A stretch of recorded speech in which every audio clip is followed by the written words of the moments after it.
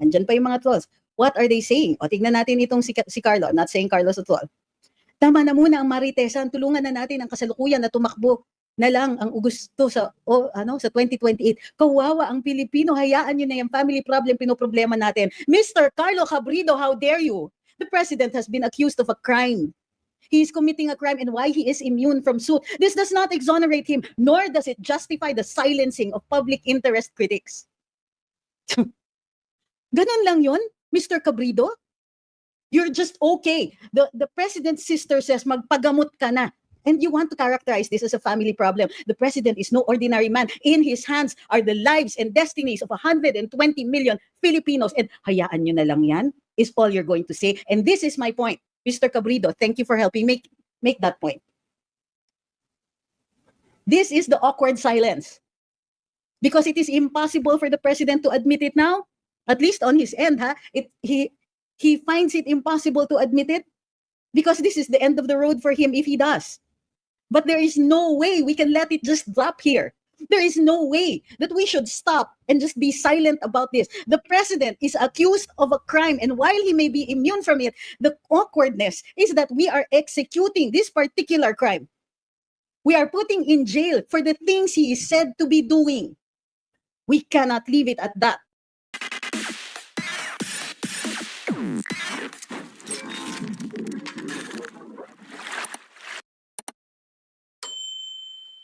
So after manawagan, after nagkaroon ng 2-day rally ang Iglesia ni Cristo, which culminated dun sa pag-call out ni Senadora Amy Marcos sa kanyang kapatid at ang revelasyon niya na gumagamit ng ng pinagbabawal na gamot ang Pangulo at hindi pa siya tumitigil simula nung nag-umpisa siya decades ago.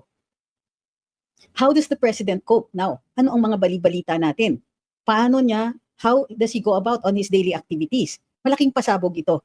At hindi natin mapagkakaila na kahit na pinagtatanggol ng sarili niyang pamilya, katulad ng mga statements ni Sandro Marcos at of course ni Attorney Claire Castro, ni Undersecretary Claire Castro, tila mahina ang lumalabas.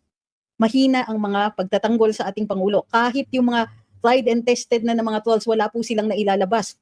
Tuloy-tuloy natin minamasid at pinapakinggan ang mga reaksyon. Ngunit karamihan sa mga reaksyon, hindi nila sinasalubong ang argumento. Hindi nila sinasalubong ang hamon ni Senadora Amy. Uwi na tayo. Magpagamot na siya.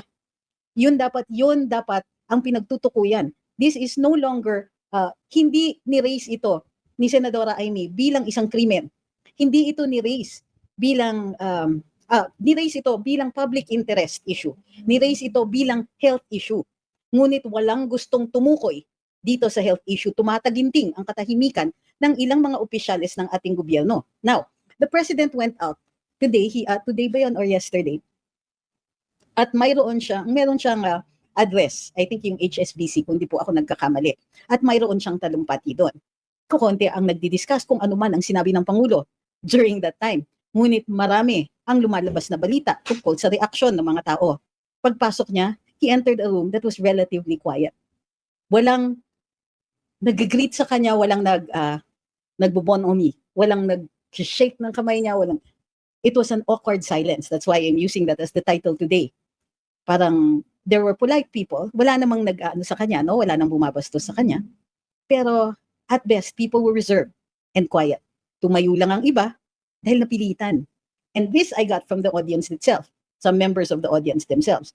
A few stood up to acknowledge the president, a few shook his hand, umupo, pero it was, as they say, a very awkward silence. Bukod pa doon, ang Pangulo ay, nung tinawag para sa kanyang talumpati, there were sporadic applause in the audience, and tumayo, after the president's speech, very awkward na there were attempts, of course, of some people. Tumayo naman yung mga tao, pero yung iba, halatang-halata, and this is on video, na napipilitan na lang tumayo. And as soon as he had acknowledged the applause, nag-upuan kaagad ng mga tao. In short, napaka-polite ng mga tao. But at the same time, there were side eyes, there were glances, and it was very awkward because, as always, the president has not acknowledged the problem. Ano lang ang sinabi niya? Dininay niya. But what does the law consider about a bare denial? He simply, at best, controverts the question, but the issue is not going to go away. So, and see, makikita natin dito, paano ba siya dinidefend? There are very few in the government itself, in PCO, sino lang ang nagsasalita? Expected si Attorney Claire Castro, si Yusek Claire Castro. But where is Secretary Dave Gomez? Where are their usual trolls? And what are they saying? Even assuming na meron, andyan pa yung mga trolls. What are they saying? O tignan natin itong si Carlo. I'm not saying Carlos at all. Tama na muna ang Maritesan, tulungan na natin ang kasalukuyan na tumakbo na lang ang gusto sa sa 2028. Kawawa ang Pilipino, hayaan niyo na yung family problem pinoproblema natin. Mr. Carlo Cabrido, how dare you? The president has been accused of a crime. He is committing a crime, and why he is immune from suit. This does not exonerate him, nor does it justify the silencing of public interest critics. Ganun lang yon, Mr. Cabrido? You're just okay. The president's sister says, magpagamot ka na. And you want to characterize this as a family problem. The president is no ordinary man. In his hands are the lives and destinies of 120 million Filipinos. And hayaan nyo na lang yan, is all you're going to say. And this is my point. Mr. Cabrido, thank you for helping make that point. This is the awkward silence. Because it is impossible for the president to admit it now, at least on his end, he finds it impossible to admit it because this is the end of the road for him if he does. But there is no way we can let it just drop here.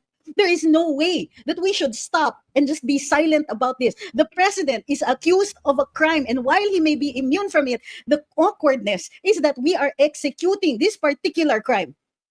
We are putting in jail for the things he is said to be doing. We cannot leave it at that.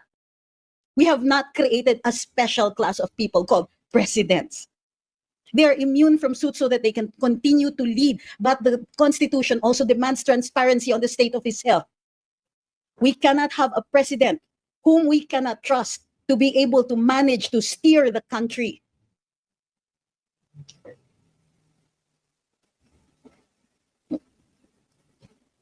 Any person who says, hayaan na natin yan, is actually doing the country a disservice. Because now, how do we execute the laws? How do we enforce the laws against the use of illegal drugs? When this thing is out there and they have not addressed the issue, because a bare denial is no longer going to be enough. And please cut the bullshit about, file your case or file your affidavit. Everybody knows the president is immune from suit. So the question of filing a case against him is just really out. It's just all that blah, blah, blah and all that nonsense. It is nonsense. But it is a public interest issue. It is something we must talk about. It is something we must deal with. And yes, the president is called upon to do the tough stuff. And it is tough for him to acknowledge that he has a problem, but it is tough for any addict. It is tough for alcoholics. It is tough for any person with a problem wherein they will need somebody else's help. It is tough for them to even admit that there is a problem. It is not in the interests of this country to just let it slide. This is not something that we can let slide. At the helm of this nation is a person to whom our trust has been shaken.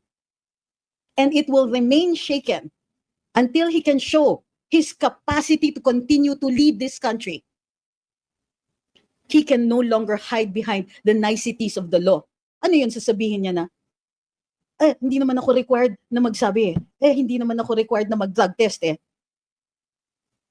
Of paramount interest is the president's honesty right now. He cannot hide behind these things that he is not required by law. It was not required by law for him to run to begin with. And you know what they're trying to do? They're trying to ride it out. That's what they're doing. They're trying to ignore the problem in the hopes that it will go away. Will you allow that? Will you allow him to pretend that there is nothing wrong? Will you allow the president to ignore our pleas for transparency and accountability? His personal transparency, his personal accountability to the nation.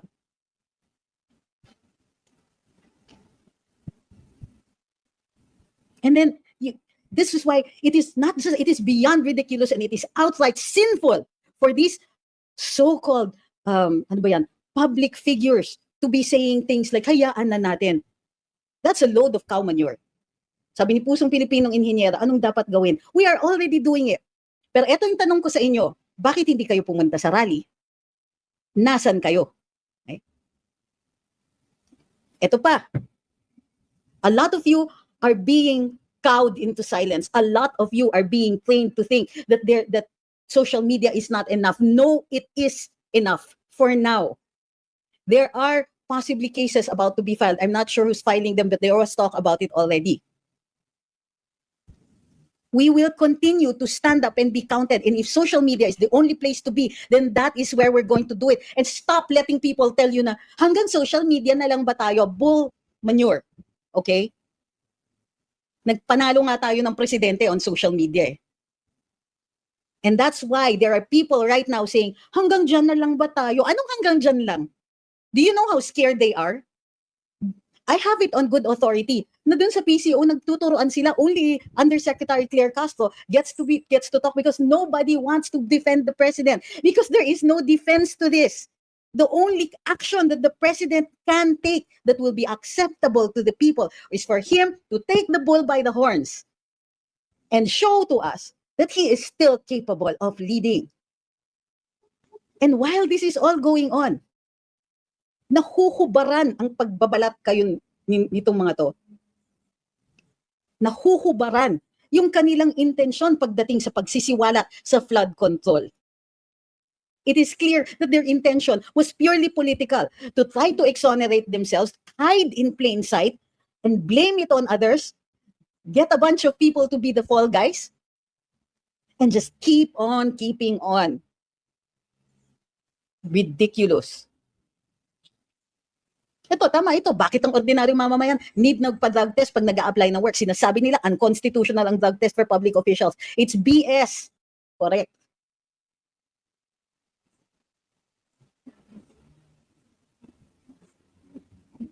Hayaan, sabi ni Robriones. Sabi daw ni Monsod, ay, nasa na, yan. Sa interview with Karen Davila, hayaan na matapos ang term and let B do what he's doing. Kaya siya naman daw pumalit si, nagkakaintindihan ba sila? Nagkikindata na lang ba sila? How dare they? The worst possible thing for them to do is to insist that we do nothing. The times have called for action on our part. And yes, I understand that it will take a while to get more people out into the streets. But we cannot let this continue and we cannot be silent. Itong mga kongresistang to, remember their names and their faces. Pag hindi sila nagsalita tungkol dito sa paratang sa ating Pangulo, and they do nothing in both houses of Congress, walang kwenta ang ating mga public officials. Ang dami na nga sa kanilang kasangkot sa pagnanakaw. And we already know that it is going towards kumbaga, papunta na sa kanila. We already know that. Ang hilig nila mag-cover up. Tapos pati ito, i-cover up nila. And for what?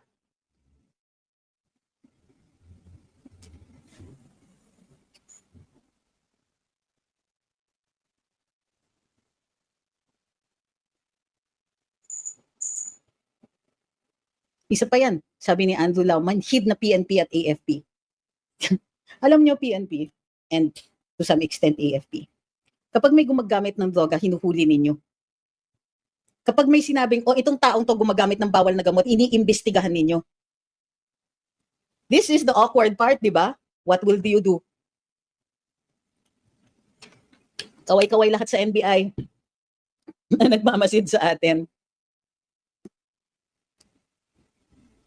Hindi po sedition, and I've repeated this several times, hindi sedition ang Marcos resign. Imbento lang yan ni Secretary John Vic Remulla in the hopes na mapatigil niya ang mga taong manawagan ng Marcos resign.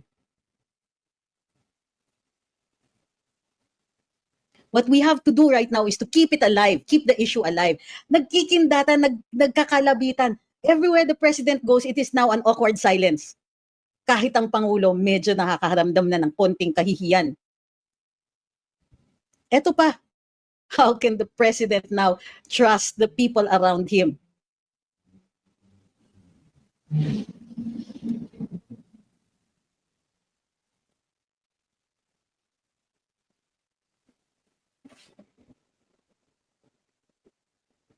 Hindi siya malakas nag-stay in power. That's why it's so awkward for him. Kapal na lang ng muka ang nagpapaandar. Protektado ng AFP? Di ko alam. It's because this has never happened before. And the fact is, very few people know what to do. The president is counting on us not to do anything. They are counting on us to forget the issue. But this is how I see it's going to happen. If hindi gagalaw ang mga sektor na dapat gumalaw, at makinig kayo yung mga protectors of the people, ha? How are you going to protect us from the bad decisions of somebody whose brain may have already been affected by his bad choices?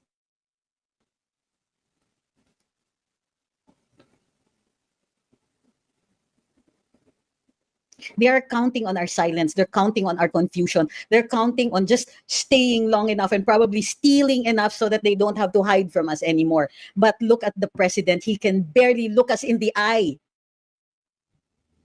Now, nag-post si Senadora Amy na marami nang naglalapit sa kanya ng ebidensya. So, this is also something that we have to do. If you have pictures, if you have testimony, if you have CCTV, if you have anything to support any of the contentions, i.e., ano ba yung major issues? The president's possible use of illegal drugs. Okay? We state the word possible because a court will have to make that pronouncement when he is no longer immune from suit. But if it will convince him that he can no longer command respect or obedience because of his bad habits, then this thing will go, then he may voluntarily cede his position. After all, what is a president when people cannot respect him or obey him? When the person who occupies a position of great power no longer can wield that power. And stop making it our fault. Okay? The fact is, the president has been informed that there is his sister is willing to attest to the fact of his health issue. The ball is in his court, and when he does not do anything, every day, respect for him diminishes. At some point, he may start to wonder, susundan pa ba siya ng mga taong inuutusan niya? Because while he may occupy the office, as each day goes by, and that issue is not resolved, less and less people will be likely to obey, or will obey only by sheer force of the law.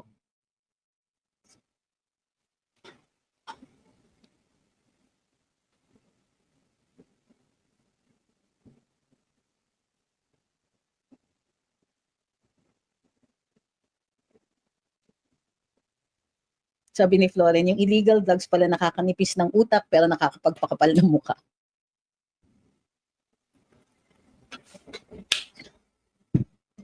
You know what the trolls are doing nowadays? They're just simply finding fault in the people who are talking about it. They'll come to our walls. They'll say, ano ba yan? Their favorite standby, Marites ka. Tulugo, paano nagmarites? Di naman kami nagsabi nun. Diba? Sabihan nyo si Senadora Amy kung malakas ang loob ninyo. And then they'll go back to the usual standbys na, si Duterte nga ganito si Inday nga ganito si Baste nga ganito. Really, it's called whataboutism. The accusation has been made. And what can the president do? It's not true. Ang sagot naman ni Sandro, political issue lang, political gain lang niya yan. For self-interest. Paano naging self-interest yan? Tignan nyo nga kinukuyog ng mga trolls ninyo. Tignan nyo nga, lalong lumaki yung gap between the president and his sister. Paano naging self-interest yun? Ang powerful ng presidente and she's saying something against that power. Dehado ang mga Duterte dito. Paano naging self-interest niya? Kung self-interest na lang ng mga taong ito, de sana nagbenta na lang sila ng kaluluwa nila dun sa mas malakas. Dun sila ngayon sumisiksik sa tabi ng presidente o naghahanap ng paraan na sumiksik dun. These arguments, they don't convince anybody except siguro yung mga operators. Pang na lang to, liquidation na lang yung pinopost ng mga trolls kasi they're not doing anything except being noisy. Nainggit lang kasi si sister talaga. Driven by inggit ito. Malalagay yung sarili niya sa peligro. Nilayo niya yung sarili niya. sa presidente? Inggit lang? Diyos ko, your understanding of human nature leaves much to be desired, ma'am. At alam nyo kung ano yung namamayagpag na gusto ngayong gawin ng mga kongresista? Mag-hearing sa fake news. Allah, sige lang. Because they cannot stop us from talking unless they openly threaten us, unless they drag us to a venue that they can control and try to shame us into silence. I'm sorry, sir, that ship has sailed.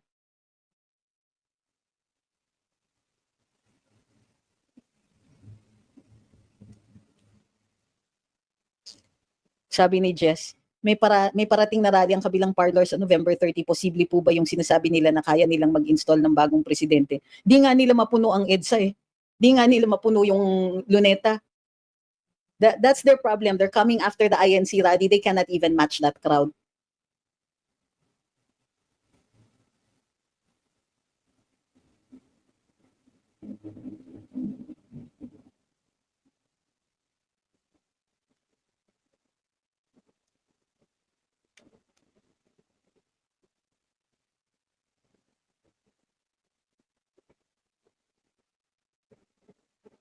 Sabi ni Romeo, sana po manawagan tayo na lahat ng sumuporta kay VPI. Magsagawa po tayo ng prayer rally para ipakita po natin ang daming susuporta kay VP Inday.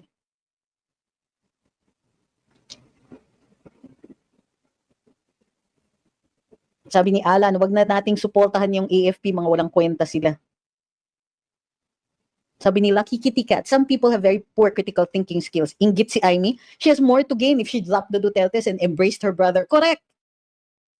The fact is, whether you like her or not, she has chosen the more difficult road. Eto pa, naririnig nyo lang yung mga trolls ng mga kabilang parlor. Naniniwala kayo. Yung mga tipong, may naririnig ako yung nagsasabi na, oo, tama. Kasi pag sinasabi naming Marcos resign, merong nagsasabi, ay hindi, dapat, hindi kami papayag na si VP Inday uupo. Sinong nakikinig sa ganyan? Sinong naniniwala sa ganyan? Bakit iisipin ninyo na tama yung argumento na yon and you will allow it to gain momentum?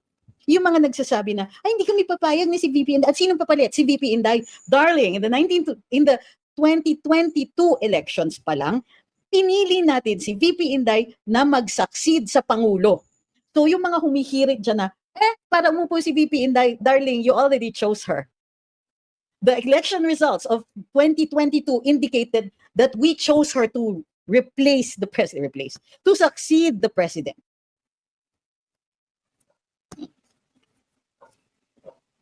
Sabi ni John, tanda ko noon, panay papuri ang AFP kay PRD na bukod tangi nung nag-reservist ako, itinaas ang moral nila, pero ngayon dahil sa maaaring kaunting salapi, binasura nila reputasyon nila. I think they just have forgotten the Constitution. They've forgotten who they are supposed to be protecting. Not the people in power, the people. Sabi ni Florian, nung PRD admin, yung mga DDS, padamihan ng mga accomplishments ang sinasabi. Ngayon, BBM admin, kontento na yung mga BBM supporters na presidente pa rin siya as of now. Yun na nga yung mga tipong, hayaan na natin makatapos siya ng term. Wow, ang taas ng standards natin ah.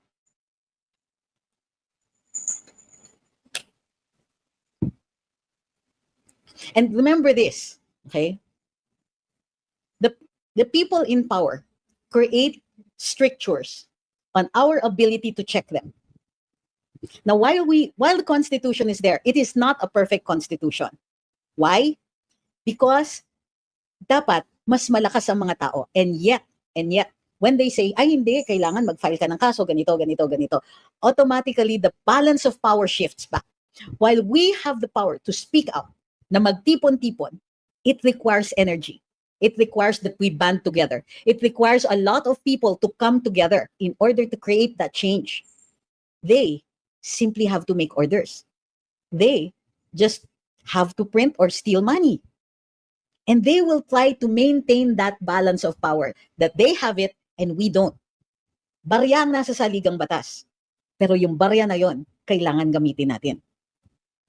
Magsalita, magpahayag, magtipon-tipon, para magpetisyon na asikasuhin natin nila ang ating mga hinanaing. Parati pag nagsasalita ako ng ganito, may hihirit dun sa comment section. O tara, rally na, punta na tayo sa ganito. And yet, when somebody calls for it, there's always not enough people. Now, I don't blame you. Okay? Kasi may mga harang. Katulad ng, nung first day, Sunday, anong nangyari?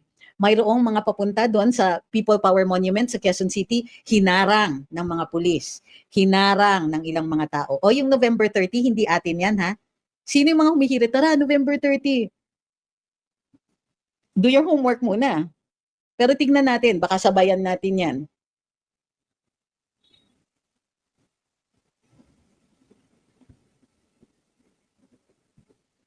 Sabi ni Bong, pag may ilang namamatay na sundalo laban sa mga terorista, gallantly agad. Pero pag maraming namatay na mamamayan laban sa mga korap na politiko, hindi kami nakikialam sa politika. Sakit, pero tama yung sinasabi mo. Huwag nyo kaming isama sa politika, but behind that, they're following orders from corrupt politicians. That's constitutional daw. Duly mandated by the Constitution daw. Then tinatakot ang mga mamamayan na huwag manawagan mag-resign si BBM. Correct. And I need you to be louder in this, Sir Bong Peralta. Tama yung sinasabi ninyo. Hamunin ninyo ang mga sasabihin ng AFP, ay huwag nyo kaming idamay sa politika. Anong politika? Saligang batas ang nagsasabing you must protect the people. Pero ang pinoprotektahan ninyo, sino? Ha?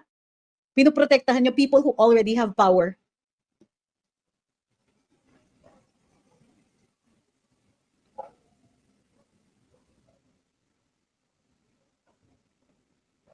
So yes, AFP, gusto ninyo, wag makialam, kung hindi kayo makikialam sa politika, hindi kayo makikisali dito. Kahit namimiligro ang taong bayan, di ba? Because every time bumabaha, may namamatay. Ninanakaw ang pera natin. Anong ginagawa ng presidente? Nagmomoro-moro. Nagkukunwari theater. Ano yun, nagmamime siya.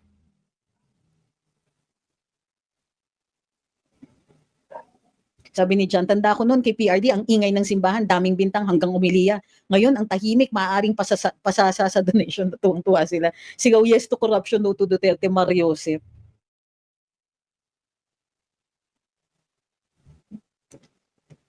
Sabi ni Ichang, nakakalungkot, dapat ngayon naglalabasan ng mga tao, nakakatakot, naiisip ko paano na future ng mga bata. Pag nagtuloy-tuloy sila, maraming tao magiging masama, mahihirapan na tayo mabuhay ng tama. Sabi ni Ma'am Jackie Lou, you know what I do now? Since I'm an OFW, I always comment on MSM or any pro-BBM post, the hashtag Marcos resign now. I think we should also encourage everyone to use the hashtags. You're right, because it is at least something that we can do. And yes, please, encourage, ikalagay natin.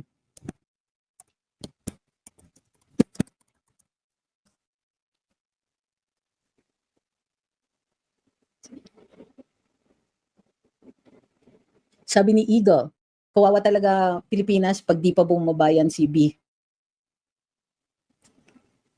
Sabi ni Rizalita, the government is in a stage 4 cancer situation, so corrupt and dysfunctional that it's almost beyond repair. I don't think it's beyond repair. Sabi ni Budol, sabi daw ni Larry Gadon, sinungaling daw si Amy. Does anybody still listen? I certainly don't. I think it's a complete waste of time.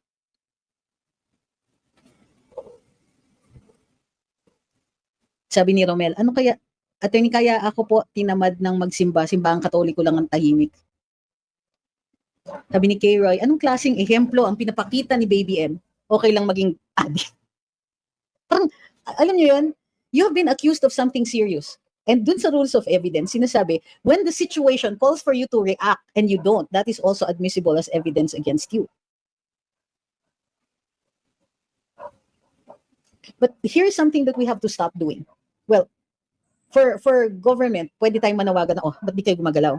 Pero yung mga tahimik ng simbahan, iside-eye na lang natin sila.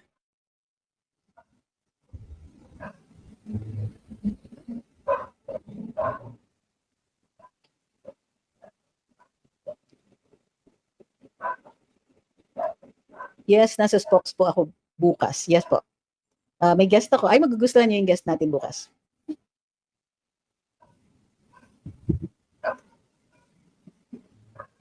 Sabi, ibang klase talagang gobyernong ito, walang awa sa mga mamamayang Pilipino. Marcos resign. Sabi ni Clue, abogado siya. Hindi, sige, sasabihin ko na, tanong ko kung pwede kong ilabas. Manonood kayo. Pagka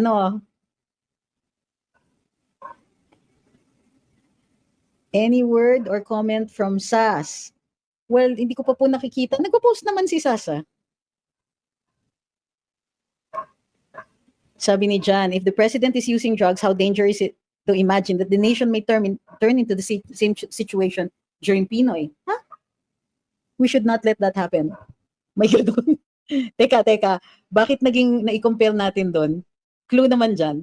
Sabi ni Kid Wanderer, pag inulit natin yung nangyari noong 1986 na in-install ng mga dilaw si Cory, instead na VP ang nag-succeed into power, magkakaroon tayo ng constitutional crisis gawa ng mga dilaw, pink at pula. Oo nga.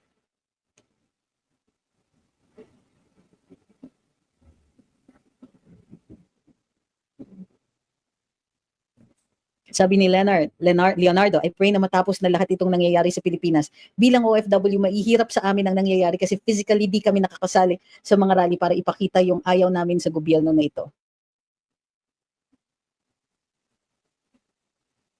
Hindi po ba grounds for impeachment ang pagiging bangag ni Bangag? Culpable violation of the Constitution, high crimes. Kasi mataas ang penalty niyan eh. Oo. So, actually, yes. Pero, kasi naman iniisip ninyo na madali mag-impeach. Diba? Mag-imprenta sila ng pera, mamimigay sila. Good evening, Sir Felizardo Simoy.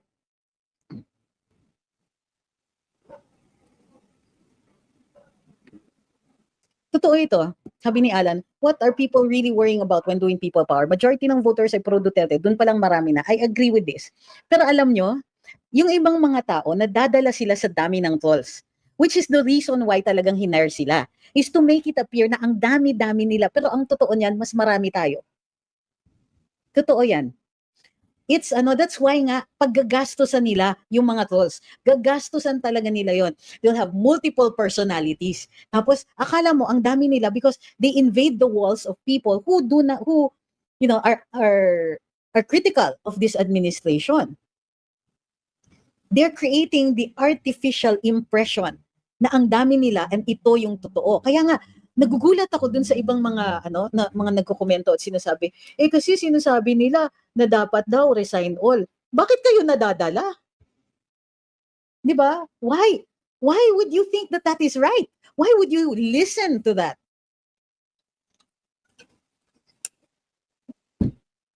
It's wrong on so many levels. Sabi ni Erica, the Cory admin traumatized me as a child. The rotational blackouts, severe water shortages, earthquakes, gosh, delubyo on biblical levels. Wag na ganon, please. Correct. Here's the thing, is that for all their supposed education, yung mga nasa kabilang parlor, elitista yung mga yan. The person, lalagay nila, ito kasing taong to mananalo to without considering the lack of capability of this person. Naloko rin tayo sa ganyan because ako buong-buong paniniwala ko, wow, ang galing sumagot sa debate, ang galing sumagot ni BBM. Tama, iboboto ko siya because he knows what to do. Pag tinanong mo sa agrikultura, alam niya yung sitwasyon. Pag tinanong mo sa finance, alam niya kung anong gagawin. Pag tinanong mo, tutuloy mo ba build? Oo, tutuloy ko. Kalimutan natin, meron din palang mga sinungaling.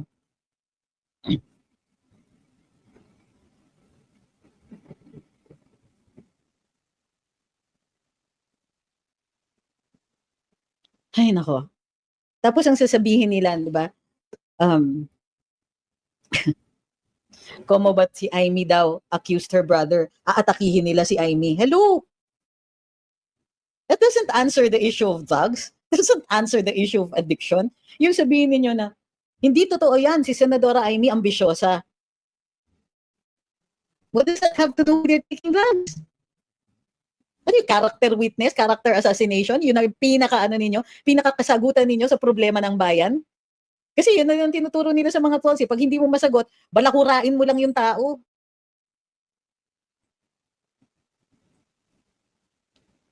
Sabi ni Alan, pati Marines, di man lang nila sinuportahan si Gutesa, lalo na nung kinumpirma ni Sandy ko yung mga ni-reveal ni Gutesa. Mga wala kayong silbi.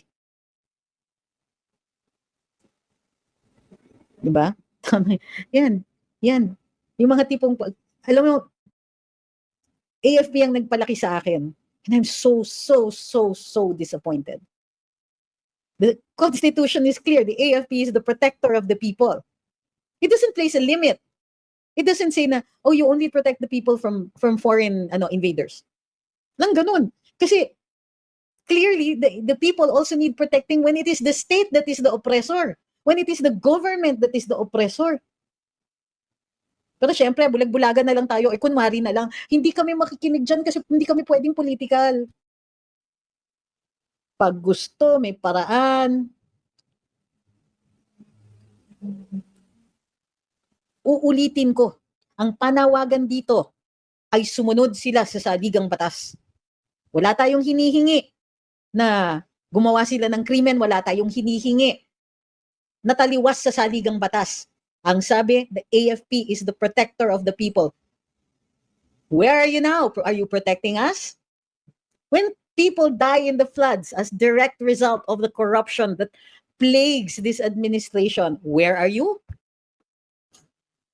Hindi na nga natin nakikita masyado ang AFP nagpa-participate sa rescue and relief. Anyari na.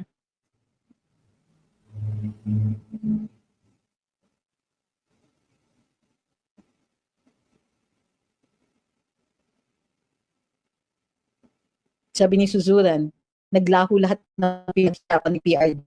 Ano nangyari sa pinaglaban niya noon?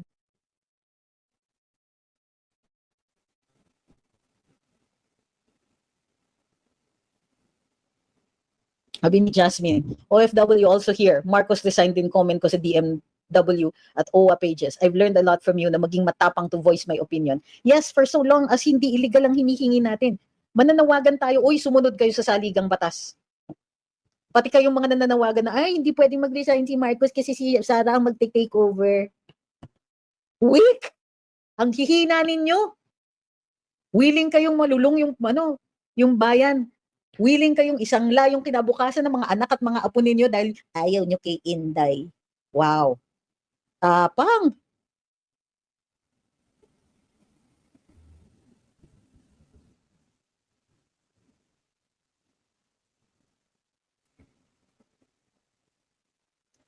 Sabi ni Jan, to PNP at AFP, people lost trust on the president. Don't make the people lose their trust in you.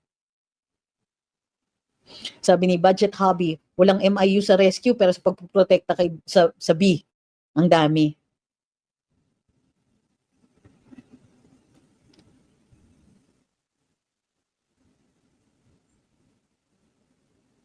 The problem, all of them are highly paid. I don't even think it's that anymore. It might not even be money anymore. It's just that they don't want to do anything. The status quo, alam niyo kung bakit? Tinaasan ni PRD ang sweldo ng MIU. PNP, AFP, tumaas ang sweldo ng lahat ng mga yan. Komportable sila, napapaaral na nila yung mga anak nila. Bakit nila itataya ang kanilang careers para protektahan ng taong bayan? So it isn't that they're paid really, but they're comfortable. Ayaw nilang itaya ang comfort nila.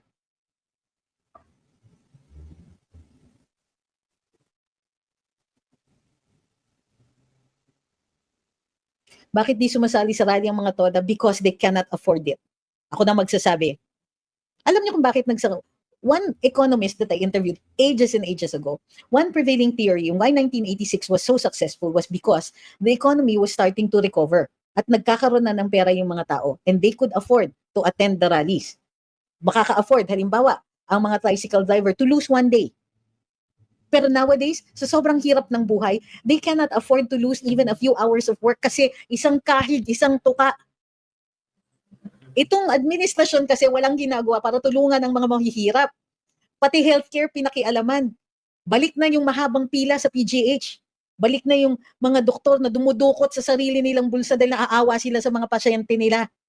Balik na yung mga araw na naghahagilap ang mga pamilya para sa pambayad sa ospital. Balik na po ang panahon na tumitigil ang mga bata mag-aral kasi kulang ang pera ng magulang. Pakain pa lang. Dahil mahal ang pagkain. At syempre, kahit hikaos na at lahat, magbebenta pa rin ang kadiwa ng 20 pesos na bigas kahit nawalan ka na ng bahay dahil nalubog siya sa baha.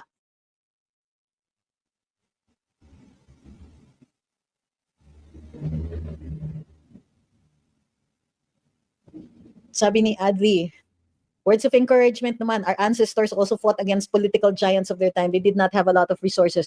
They had to deal with unfair and very difficult circumstances. They also felt fear and hopelessness, despair and anger. But guess what? They won in the end.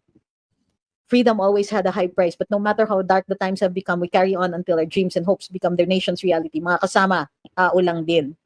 Sabi ni Eagle, kawawa talaga Pilipinas pag di pa bumaba si B.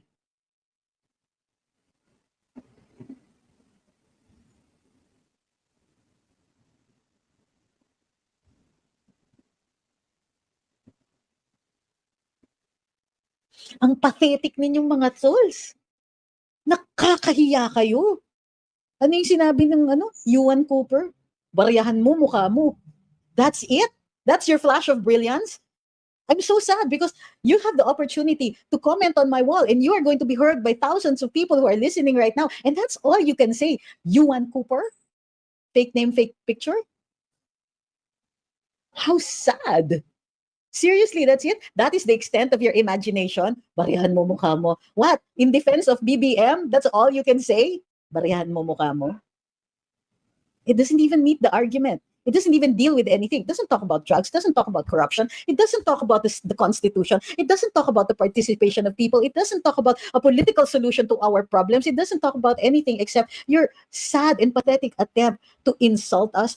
Honey, not my fault that you're scrambling around for brains.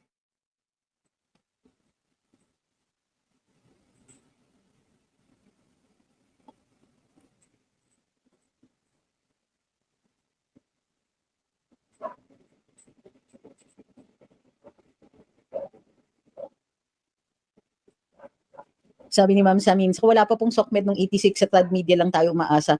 Kaya maraming sumama. Unlike now, marami pa rin ang mas gustong silent tapos mag-SOCMED na lang. Huwag naman natin ilang ang SOCMED. Because right now, that's all we have. And we cannot stop here. And they keep trying, dito sila bumabakbak sa atin sa social media because they want to make it appear na number one, marami sila. Number two, that everything is all right in this country.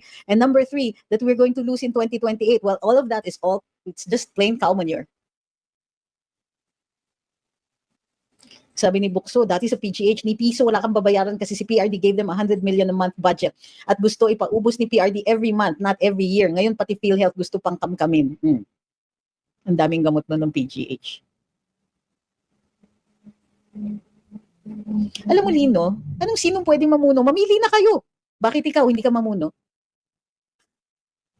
Don't look for the cloud around the silver lining. It's always something like that. Parating, anong gagawin natin? Pag sinabing rally, attorney, paano yun? Nagtatrabaho kami, nagaganito kami. Wala kasing namumuno Paano kami pupunta? Walang pamasahe. Paano kung kami ganito? Pag ganyan, hindi kayo ready for freedom. Huwag na natin pag-usapan, di ba? If you're just going to look for the cloud around the silver lining. Sabi ni Mark, I can feel you're so frustrated this moment. Oh yeah, I'm beyond frustrated right now. But really, what I'm doing here is answering. I'm answering the criticism. I'm answering yung mga ganyan na, hayaan na natin sila matapos ng term niya. Talaga? Parang, di ba? Parang lahat tayo nakasakay sa bus, tapos yung nagmamaneho lasing. Tapos sasabihin niya lang na, wag na, hindi kami sure dun sa papalit sa kanya, dun sa karelyebo niya, ayaw namin sa kanya Di bali ng maaksidente tayo, wag lang mahawakan ng manibela nung kapalit.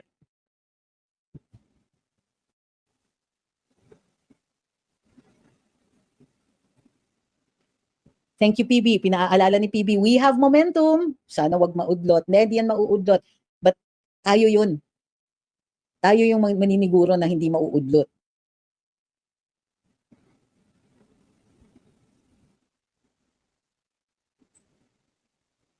Maraming salamat sa TikTokers natin na puro nagpapadala ng gifts. Maraming salamat po sa inyo. Lalo na kay Mayora, kay Elmo, kay Ian Paul, kay Rands, kay Eagle ba? Kay Yuan Cooper.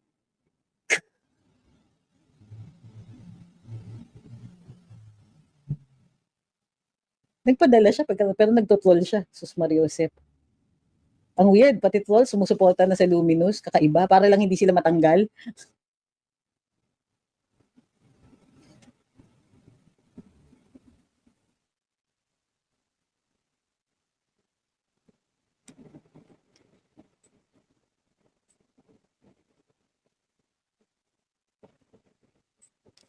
Yun, sabi ni Michael, utos ngayon ni Anti-Claire's mind conditioning at propaganda against DDS and common Filipinos. Yep.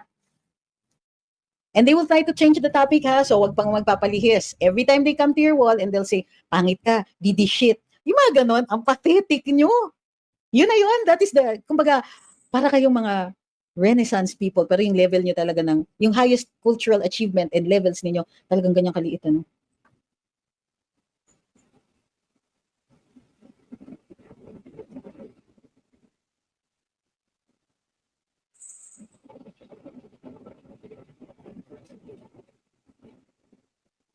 Sabi ni Abu, sinasadya ba ng The Spokes na pag may epal na guest, wala ka para nagmumukhang may alam yung sinasabi ng guest? In-interview nila nung isang time si Rene ko, wala ka, tapos kanina yung discredited so-called journalist na si Tulfo. Anyway, di ko na tinuloy panoorin, nakakabobo eh. Siguro. Sabi ni Buksu, eto, tama yung mga ganitong sagot. These are necessary. Buksu says, trolls are always saying that DDS are destabilizing government. Eh kayo nga hindi marunong respeto sa Constitution. Correct. And please, ilabas ninyo.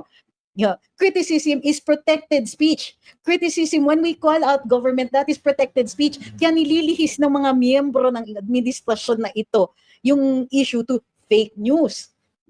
Di ba matagal na, panahon pa lang nung namamayagpag itong si Maria Ressa at isinusulong niya yung issue ng fake news? Sinasabi namin, that's just another word for elitism.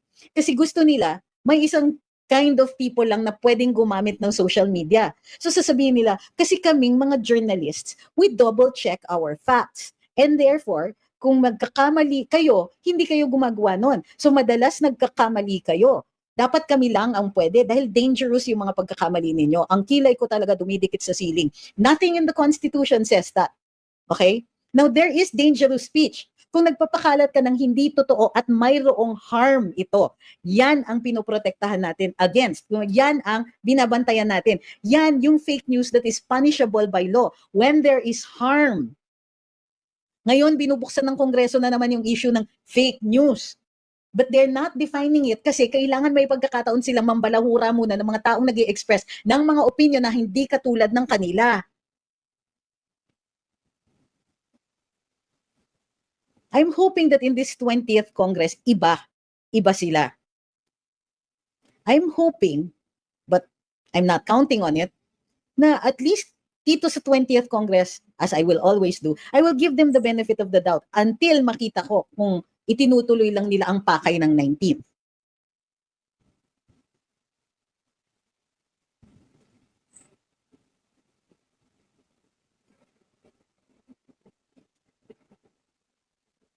But remember this, kahit kampihan pa ng kabilang parlor, si BBM, mga kabilang parlor, kahit pa andyan ang mga loyalista, alam nyo ba na marami tayo?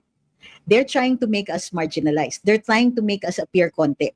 That's why post sila ng post, lantad ng lantad ang mga trolls. So how do you fix this? Dito pa lang tandaan natin, nung nilaban natin si Rodrigo Duterte noong 2016, ang bardagulan, ang platform, ang battleground was social media. We are back to that.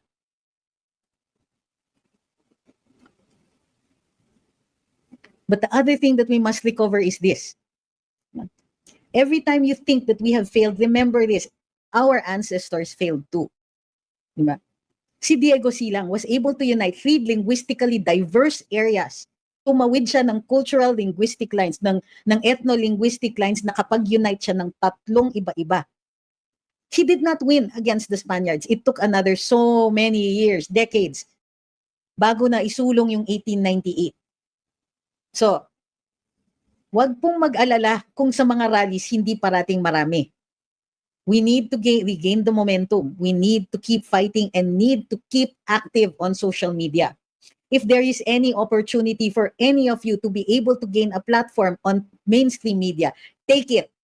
Kung pwede kayong magsulat sa mga pahayagan, kahit sa mga dilaw na pahayagan, take it. Get back that audience. And if you cannot do that, create your audience on social media. Take every opportunity because it is in communications that the battle is fought. Sabi naman ni Monoblock World, drain all our hopes, then hold it. pati galit, gamitin laban sa kanila. Walang mas nakakatakot na kalaban kundi ang taong walang tatakbuhan. Tulak lang, uusog din yung mga yan.